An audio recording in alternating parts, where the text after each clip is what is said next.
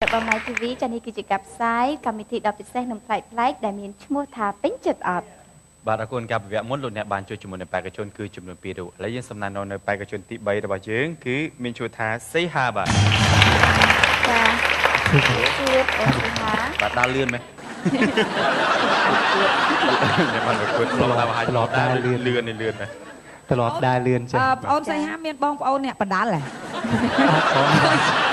ចាញ់មកឲ្យបងស្មានអូនអ្នកបដាល់ទៅម៉ាក់ខ្ញុំប្រាប់ថាពេលឃើញចាស់ត្រូវជំរាបសួរបងចាអរគុណអូនល្អម៉ែប្រាប់ថាអញ្ចឹងយើងចាស់អស់ហើយចាជំរាបសួរលោកគ្រូអ្នកមីងដែលជាឪពុកម្ដាយបងប្អូនសេហាយកម៉ានណាអូន22ឆ្នាំហ្មង22អញ្ចឹងហៅបងចាស់ត្រូវហើយបើអូនចាស់ទុំចាញ់មកយកបងអីហៅបងចាស់ម៉ាននេះអីមិញមិនសូវនៅក្នុងមាត់ទេអរគុណអូនបន្តទៀតចាស់ថ្ងៃនេះតើបងអូននឹងប្រកួតប្រជែងនៅក្នុងការប្រាប់មិញព្យ៉ាណូឥឡូវអីវិញទៅណោះហ្គីតាបងហ្គីតាបាទច្រៀងជាមួយនឹងចម្រៀងដែលខ្ញុំសរសេរថ្មីពុនខ្លួនឯងបាទបាទអូបាច់ដល់ជើងថាម៉េចសារភាពស្នេហ៍ថ្ងៃ Valentine អាយ៉ាអូនៅយូរទៀតតែយើងច្រៀងឲ្យទៅបាទអរគុណសូមជិញទស្សនា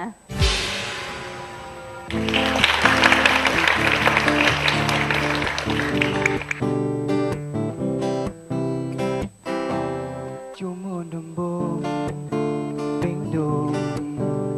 ញញ័រของប្រក្រដីស្រឡាញ់ស្រីហើយណាជុំប្រាប់ថ្លៃថាផងស្នេហ៍អូនតែមុននឹងមិនហ៊ានវាចាព្រោះតែរៀមរាអៀននឹងស្រីមិនដឹងជាស្អីទេហេតុអ្វីខ្លួនឯងដំឡឹងសូមកុំកិនបងនេះជាខ្ទេព្រោះតែការមកវាអញ្ចឹងពេលសំឡឹងភ្នែកប្រលឹងអូយមកបងឡើងក្រហមអស់ហើយតែក្នុងឱកាសនេះចង់បញ្ជាក់ប្រវល់លៀងឲ្យយូនបានដឹងបងនឹងធ្វើមនុស្សរឹងប៉ឹងណាស់សារភាពប្រវល់លឹង Valentine's Day ថ្ងៃនេះមកកាន់កាកូឡាបពណ៌ក្រហមដូចជាពណ៌ជីវ៉ារងចាំពេលដែលអូនចេញពីសាលាអូននឹងសារភាពថាបងស្រឡាញ់អូនអូយមិនស្ងាត់ចឹងឬគិនថាបងនេះមិនសមនឹងអូនស្នេហ៍ធ្វើមៀងមេអូនមិនព្រមនិយាយឬអូនមាននាងថែឬស្មួនសំប្រងថ្លៃសូមស្រដីឲ្យបងអងចិនដាបានទេឡាឡាឡាឡាឡាឡា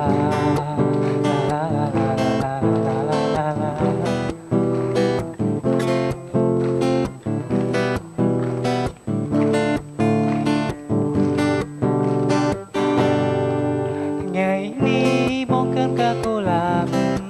ពណ៌ក្រហមដូចជាពណ៌ជីវ៉ារងចាំពេលដែលអូនចេញពីសាលាអូននឹងសារភាពថាបងស្រឡាញ់អូនរៀងគិនថាបងនេះមិនសមនឹងអូនស្នេហ៍ធ្វើមៀងមេអូនមិនព្រមនិយាយឬអូនមាននាងថែឬស្មួនសំប្រោថ្លៃសូមស្រដីឲ្យបងអងចិនដាបានទេពេលនាងមៀងមេអូនវាចាយើងស្រឡាញ់គ្នា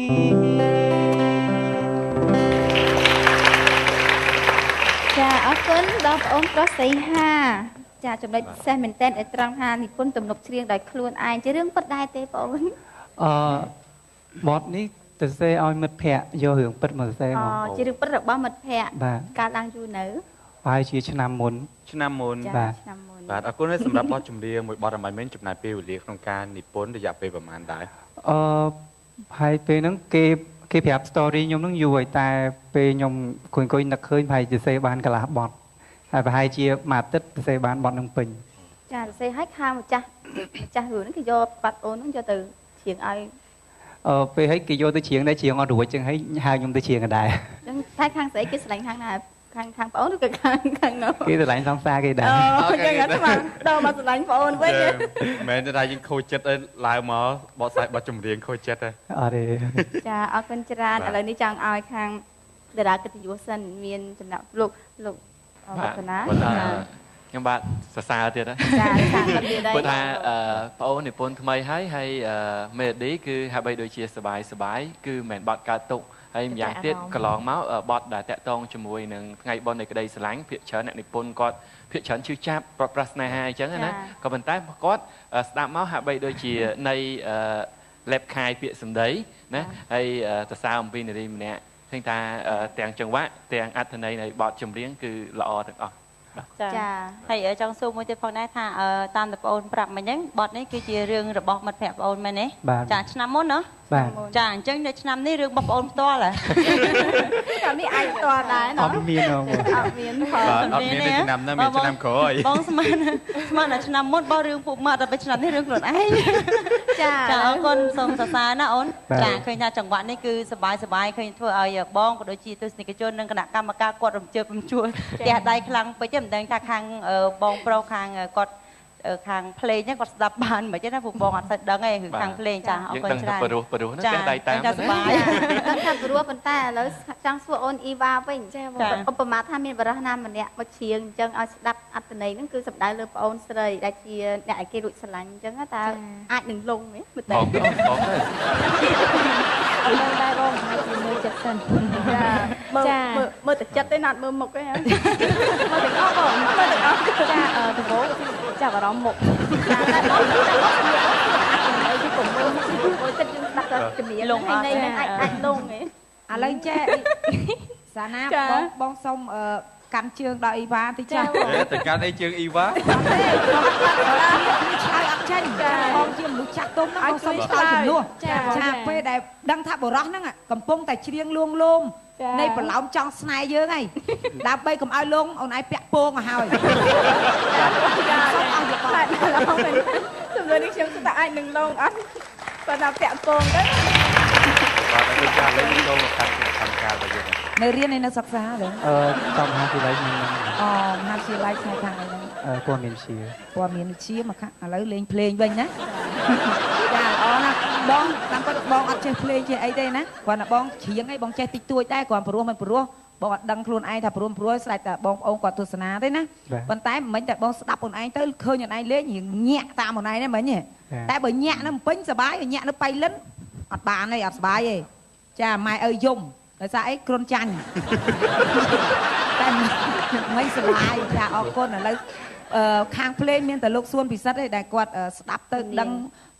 តង់មិនអីមិនចា ចង់និយាយពីស្មារតីរបស់ប្អូននៅពេលប្អូនចាប់ដើមប្អូនលេងទៅរលូនតែម្ដងនេះជាចំណុចល្អរបស់ប្អូនហើយចំណុចល្អមួយទៀតគឺប្អូនដាក់អារម្មណ៍នៅក្នុងបទនោះបានល្អគួរសមឃើញថាធ្វើឲ្យទស្សនិកជនរបស់យើងនៅក្នុងកម្មវិធីនេះគឺគាត់សប្បាយជាមួយយើងរួមទាំងគណៈកម្មការទាំងអស់គ្នាផ្ទះដៃទាំងអស់គ្នា អបអរជាចង្វាក់បទភ្លេងជូនប្អូនឃើញថានេះគឺដោយសារតែប្អូនលើកដាក់អារម្មណ៍នៅក្នុងបទនោះធ្វើឲ្យរំដំដល់អ្នកដែលស្ដាប់ជុំវិញគ្នានេះជាបងនិយាយពីមិនមែនជាបច្ចេកទេសណាតែបើនិយាយពីថែមបច្ចេកទេសពីលើគឺសុំសួរបងអូននិពន្ធហ្នឹងបងអូននិពន្ធទាំងទំនុកច្រៀងនិងបទភ្លេងយ៉ាងម៉េច ទាំងថ្មីទាំងអស់ហ្មង ថ្មីទាំងអស់បានន័យថាទំនុកច្រៀងយើងនិពន្ធខ្លួនឯង ហើយ melody និង melody បាទ ទាំង melody ទាំងបទភ្លេងទាំងអស់អូខេនេះជាចំណុចពិសេសរបស់បងអូនមួយទៀតដែលបងអូនរៀនប្រហែលឆ្នាំហើយ ខ្ញុំរៀនបានតែ3ខែបងតែខ្ញុំលេងរយៈពេល6ឆ្នាំហើយ ចឹងចង់បានន័យថាបងអូនចាប់ផ្ដើម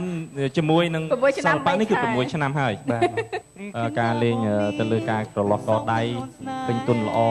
តាំងពីស្មារបស់យើងមកគឺល្អហើយនឹងចុងម្រាមរបស់យើងគឺការទប់ខ្សែហ្គីតាគឺឃើញថាល្អហើយប៉ុន្តែបងអូននៅលេងជាលក្ខណៈ basic នៅឡើយមូលដ្ឋានគ្រឹះនៅឡើយនៅការលេងអាក័រភាសាបច្ចេកទេសហៅអាក័រការចាប់អាក័រនឹងឯងអង់គ្លេសហៅថា chord ហ្នឹងបងអូនត្រូវតែធ្វើការអភិវឌ្ឍផ្នែកនឹងឡើងទៀតទៅឲ្យចេះឲ្យរលូនជាងនឹងឲ្យចេះរត់ solo ពេលដែលយើងពងច្រៀងបដាយើងឆ្លៀតខ្លែម note solo បន្តិចទៅណា ក្រៅពីយើងចេះតែជ្រុំហ្នឹងនេះគឺជាផ្នែកមួយដើម្បីឲ្យរំដំថែមទៀតអរគុណអូនចាអរគុណដល់អូនចាអ្នកសម្រាប់បានចាយើងក៏សូមបង្ហាញជូននៅសមាជិកភាពរបស់បេក្ខនារីជាបន្តទៀតបាទគឺមានឈ្មោះថា